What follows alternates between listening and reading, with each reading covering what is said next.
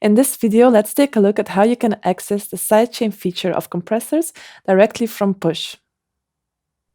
In my first track, I have a drum rack.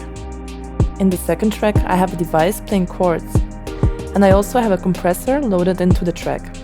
I select the compressor by using the button above the display and press it twice to access the submenus: Main, Sidechain, and Sidechain EQ. I select the Sidechain menu to access the sidechain parameters.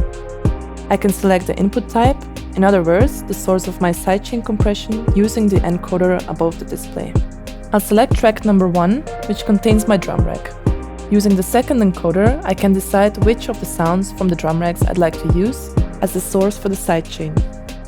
With the encoder above position, I can choose the sidechain source to be pre-FX, post-FX, or post-mixer. If I toggle the listen button above the display, I can actually hear the sidechain sound source directly on the track on which the compressor is. I can activate the sidechain using the button above the display. On the right-hand side, I can use the encoders to decide on the sidechain mix and sidechain gain levels. The third menu, Sidechain EQ, allows me to apply an EQ to the sidechain source. I'll now go back to the main view of my compressor and dial in some values so the sidechain compression can take effect. First, I'll solo the track so you can hear this more clearly, and I'll adjust the ratio of the compression and then bring down the threshold. The visual display of the compressor shows me where the compression is starting to take effect and how much the signal is being compressed.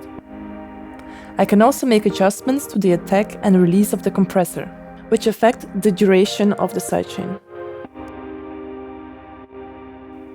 Sidechain compression can be used to make more space in a mix or can be used with more drastic settings as an effect. Try it out for yourself.